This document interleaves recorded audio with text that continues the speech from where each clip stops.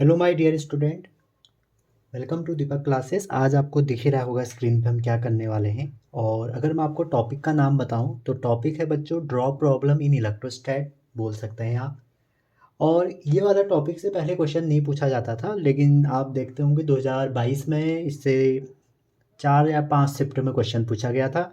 तो हम इसका बेसिक कंसेप्ट जानते हैं और फिर हम इसके प्रीवियस ईयर कर लेंगे। और आपके अगर ये क्वेश्चन आता है तो गलत नहीं होना चाहिए। तो बच्चों जो ड्रॉप प्रॉब्लम है, ड्रॉप प्रॉब्लम में जो सबसे पहली चीज़ है हमारी, आपसे कहा जाएगा कि बहुत सारे स्मॉल ड्रॉप हैं, उससे आपको एक सिंगल लार्ज ड्रॉप बनाया जाता है। जहां मैंने कुछ एजम्पशंस ले लिए हैं कि रेडियस आर है, चार्ज क्यू है, और जो स्मॉल ड्रॉप है उसका पोटेंशियल V1 है। जब हमने इस स्मॉल ड्रॉप, मान लो 10 ड्रॉप से हमने एक सिंगल ड्रॉप बनाई, उसका जो बच्चों हमारा रेडियस है वो क्या है, आर है, और चार्ज आपका क्यू है और V2 है। तो आप देख सकते हैं स्मॉल और यहाँ V1 V2, और सिमिलरली कैपेसिटेंस C1 है, electric energy electric field E2 है। सिमिलरली यहाँ देखें C2 है, E2 है, ये हमने एज्यूम करे हैं। अब जो बच्चों ड्रॉप है, जो आपका ड्रॉप है उसका जो सेफ है बच्चों, वो हमने एज्यूम किया है। हमने क्या, ये पूरी फिजिक्स में आपने सरफेस टेंशन पढ़ा होगा कि हम उसका जो फ्लूइड वाले चैप्टर में, कि हम शेप जो एज्यूम करेंगे वो हमेशा स्पेरिकल करेंगे। किसी भी किसी भी लिक्विड ड्रॉप का आपको शेप क्या एज्यूम करना है, हर बार स्पेरिकल करना है। ठीक है, तो ये आप समझ चुके होंगे। लार्ज ड्रॉप आप समझ चुके होंगे हमने क्या लेना है। ड्रॉप का जो शेप होता है बच्चों वो स्पेरिकल होता है।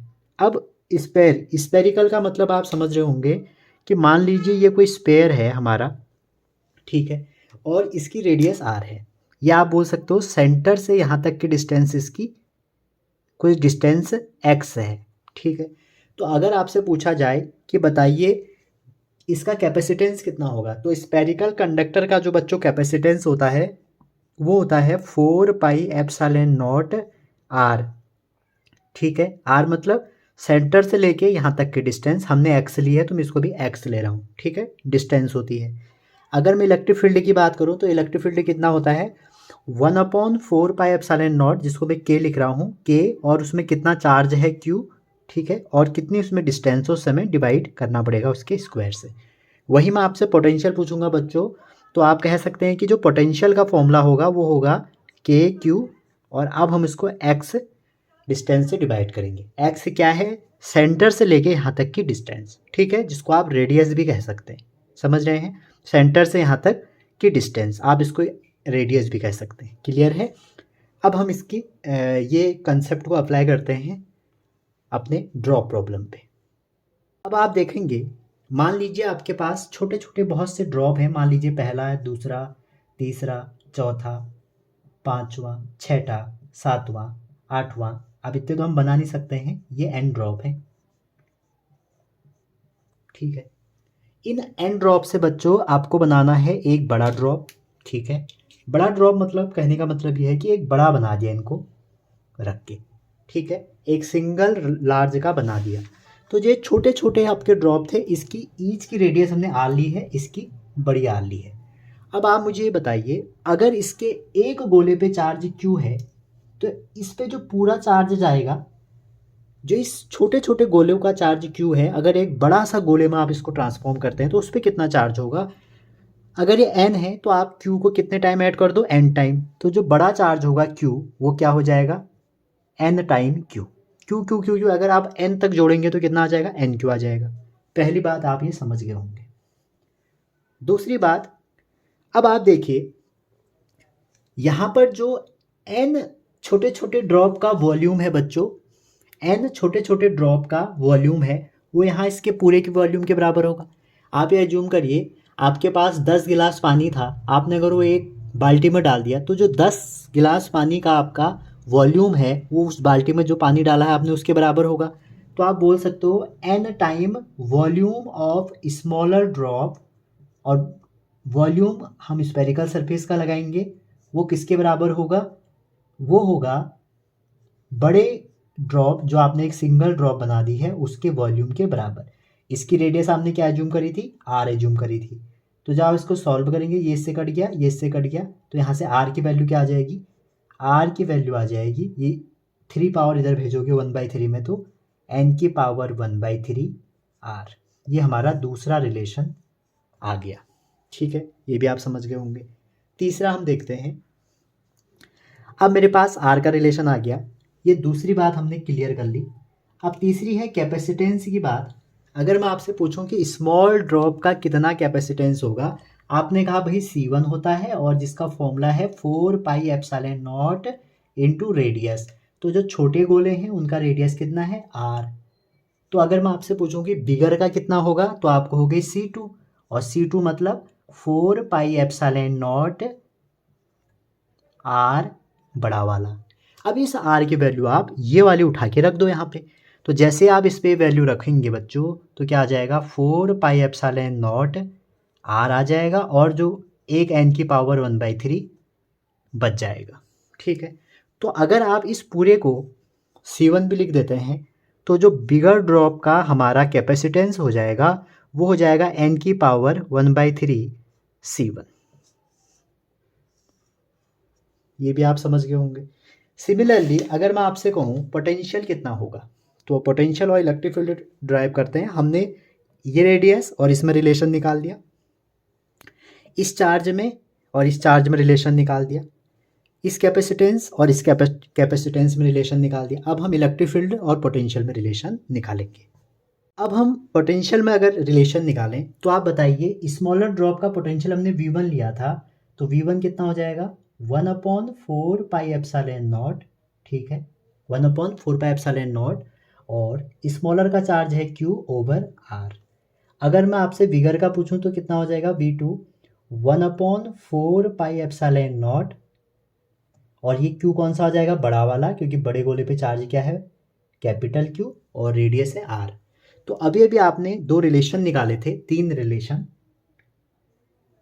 Q equal to n time Q, R इक्वल टू n की पावर 1/3 R, और तीसरा निकाला था आपने C इक्वल टू n की power 1/3 C, C2 equal to 1/3 C1। ठीक है, C2 जो है हमारा बिगर का है, C1 हमारा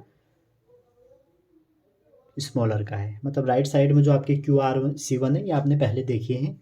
अब आप अगर इसमें Q और R की वैल्यू रख दें तो ये तो ऐसे ही रहेगा बच्चों 1/4πε0, और जैसे आप यहाँ पे Q की वैल्यू रखते हैं तो after putting the value of Q and R तो आप क्या मिलेगा, ध्यान से अगर आप इसको सॉल्व करिएगा तो कितना आ जाएगा 4πε0 ये आ गया, Q/R ये आ गया। यहाँ देखिए आप n था, ऊपर 1 पावर है, ये ऊपर जाएगी तो -1/3।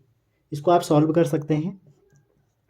ये जो पूरा है बच्चों ये वाला पार्ट, ये क्या है हमारा V1 है, तो इसको मैंने V1 लिख लिया, और 3 में से 1 गया तो कितना आ जाएगा 2/3। तो एक दूसरा रिलेशन आ गया मेरे पास कि जो बिगर ड्रॉप का पोटेंशियल होगा वो स्मॉलर ड्रॉप के पोटेंशियल का 2/3 होगा। तो एक रिलेशन बच्चों में ये भी लिख देता हूँ, V2 equal to V1 n की पावर 2/3। ठीक है बच्चों, थर्ड रिलेशन हम निकालेंगे इलेक्ट्रिक फील्ड का। सेम यही प्रोसीजर। अब इलेक्ट्रिक फील्ड में अगर आप देखें, इलेक्ट्रिक फील्ड में क्या है, इलेक्ट्रिक फील्ड में हमारा फॉर्मूला ये रहा। अब इसमें भी आप वैल्यू पुट करेंगे तो 1/4πε यही रहा, और Q की वैल्यू आप इसमें क्या पुट कर दीजिए, Q की वैल्यू NQ, और R की वैल्यू आपने पुट करी 1/3, लेकिन स्क्वायर है तो 2/3 हो गया, और R स्क्वायर। इसको भी आप सॉल्व कर लीजिए, 4πε0 ठीक है Q/R स्क्वायर, ये तो बाहर आ गया।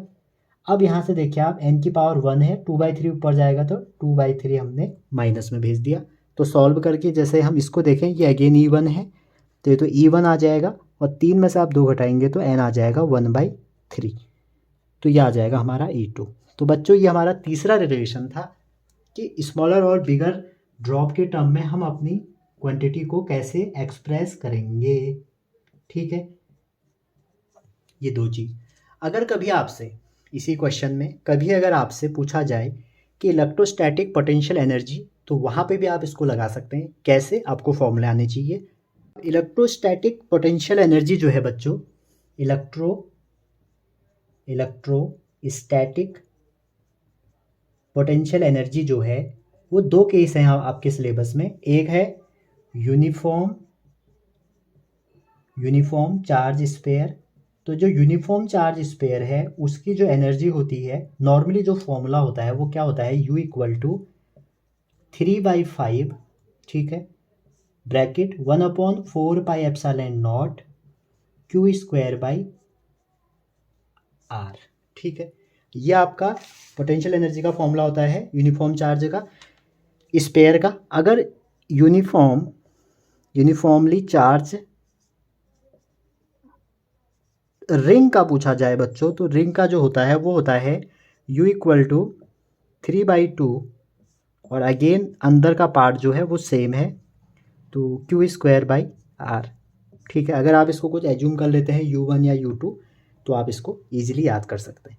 अगर आपको यही क्वेश्चन पूछा गया क्या पूछा है जेई में कि बताइए एन हमारे गोले थे, उससे हमने एक सिंगल गोला बनाया तो नई पोटेंशियल एनर्जी क्या हो जाएगी, तो इसमें आपको करना क्या है, क्यू की वैल्यू पुट कर देनी है जितने भी गोले हैं एन क्यू, ठीक है। ये क्यू जो है ना बच्चों इसको छोटा ही बना लीजिए, ये क्यू स्क्वायर ही कर लीजिए, की स्क्वायर बाई आर स्क्वायर कर लीजिए और इसको भी आप Q square by R square कर लीजिए, ठीक है। वो इसलिए कह रहा हूँ मैं क्योंकि आपका ये जो क्यू है ये स्मॉलर ड्रॉप की है, तो जब आपसे पूछा जाएगा कि इतने गोले से बनाया गया, ठीक है, तो वहाँ पे आप चार्ज का इजीली सॉल्व कर सकते हैं, ठीक है। तो ये फॉर्मूले आप याद रखना, ये चार्ज है और ये है। अभी हम क्वेश्चन करते हैं। तो पहला क्वेश्चन ये हमारा रिजल्ट है, ये आपको याद रखना है, काफ़ी इंपॉर्टेंट रिजल्ट है। पहला क्वेश्चन जो है आपकी स्क्रीन पर आने वाला है और आप इसको एक बार ट्राई कीजिए और आप इजीली कर लेंगे। पहला क्वेश्चन,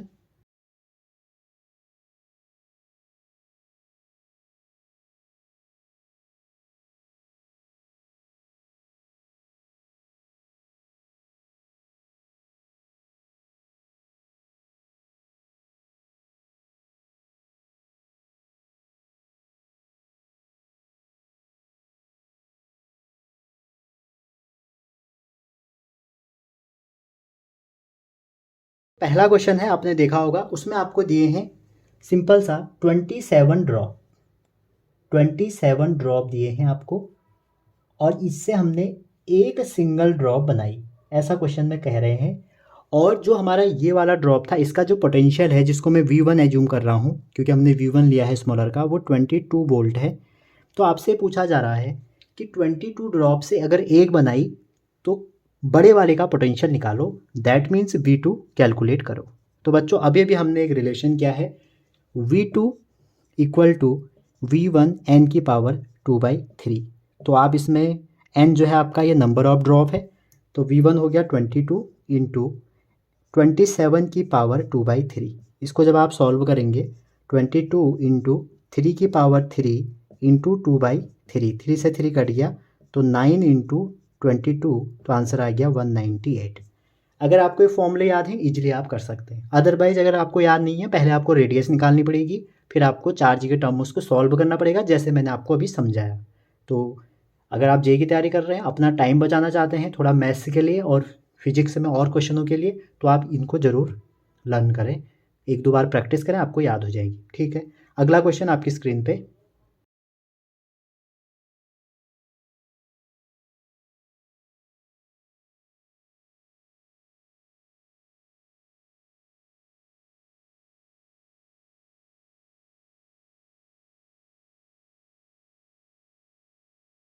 क्वेश्चन बच्चों आपका वही आ गया है ड्रॉप का। तो आपसे कहा गया है कि बिगर टू ओल्ड, जो आपको ओल्ड टू स्मॉल का रेशियो निकालना है किसी यूनिफॉर्मली चार्ज स्पेयर का, ठीक है। और इसमें आपको ये भी पता है कि जो ड्रॉप हैं एन वो कितने हैं, अगेन 27 है। तो हमारा एन की वैल्यू कितना है बच्चों, 27 है। तो क्वेश्चन 2 था, तो आपने जो एनर्जी पढ़ी यू बिगर की वो कितनी थी, 3/5 1/4πε0 और ऊपर होता है क्यू स्क्वायर बाई आर, ठीक है, ये बिगर का है। तो अब इसमें आपसे कह रहा है कि बिगर टू स्मॉलर निकालिए। तो आप क्या करिए, स्मॉल कन्वर्ट करने के लिए वैल्यू रखिए।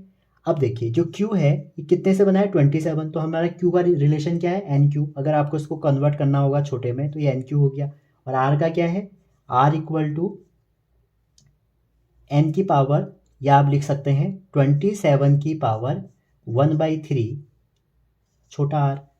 इन दोनों की वैल्यू आप इसमें पुट कर दीजिए, तो यू बिग जो आपको बच्चों आ जाएगा, U big equal to 3/5 1/4 pi epsilon naught. ठीक है, तो जैसे आप इसमें वैल्यू पुट करेंगे तो ऊपर हो जाएगा 27 क्यू और नीचे हो जाएगा, इसको सॉल्व करेंगे 3 आ जाएगा, 3 आर हो जाएगा। ठीक है, कितना आ जाएगा, 3 आर आ जाएगा। अच्छा ये क्यू स्क्वायर है, सॉरी गलती हो गई। तो क्यू स्क्वायर में क्या हो जाएगा कि 27 का इस पूरे का स्क्वायर हो जाएगा। ठीक है, अब आप देखिए 3/5 bracket 1/4 pi epsilon naught Q square by R, ये अलग निकाल लिया आपने, और इसको अगर आप सॉल्व करें तो कितना हो जाएगा 27 का स्क्वायर जो बचा ओवर 3। ठीक है, तो ये जो है बच्चों ये वाला पार्ट, ये तो हमारा क्या है स्मॉल का, क्योंकि जो डेटा है छोटा क्यू स्मॉल का है, आर हमारा स्मॉल का है, तो आप क्या बोल सकते हैं ये यू स्मॉलर है। और इसके साथ इनटू में इसको अगर आप सॉल्व करेंगे तो 27/3 है, तो 27 × 27/3, तो 3 से कैंसिल हो गया 9 टाइम, तो ये हो जाएगा 9 7 63 और 8 243। ठीक है, अब आप क्या करिए, आपसे रेशियो पूछा था, तो U big over U small equal to कितना आ जाएगा 243। समझ रहे, ये आपसे रेशियो पूछा था तो ये निकल गया। बस आपको ध्यान रखना है, देखिए बिगर पूछेगा तो आपको बड़ी बड़ी वैल्यू यूज़ कर देनी है, अगर स्मॉलर पूछेगा तो आपको फिर ये वाली यूज़ करनी है। तो अगर हम स्मॉलर के टर्म्स में देखेंगे तो ये स्मॉलर पोटेंशियल एनर्जी है, और बिगर में देखेंगे तो ये बिगर वाली है। ठीक है, नेक्स्ट क्वेश्चन आपकी स्क्रीन पर ट्राई कीजिए इसे।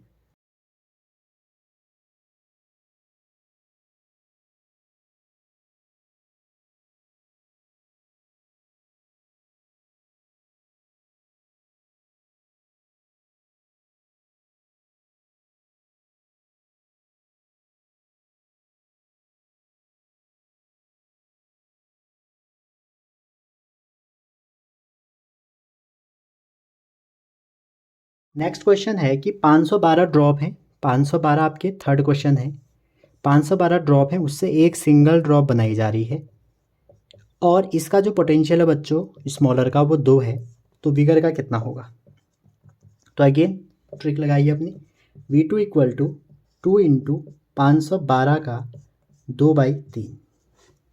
ठीक है, तो ये होता है 8 का क्यूब, तो 8 का क्यूब इंटू 2/3, इससे कट गया 8 का स्क्वायर 64 इंटू 2 128, ये आपका आंसर हो गया। तो बहुत छोटी वीडियो थी लेकिन काफ़ी काम की होगी आपकी। तो अगर आपको कंटेंट पसंद आया अपने दोस्तों को शेयर करो, लाइक शेयर और कमेंट करना ना भूलें दोस्तों। Thank you.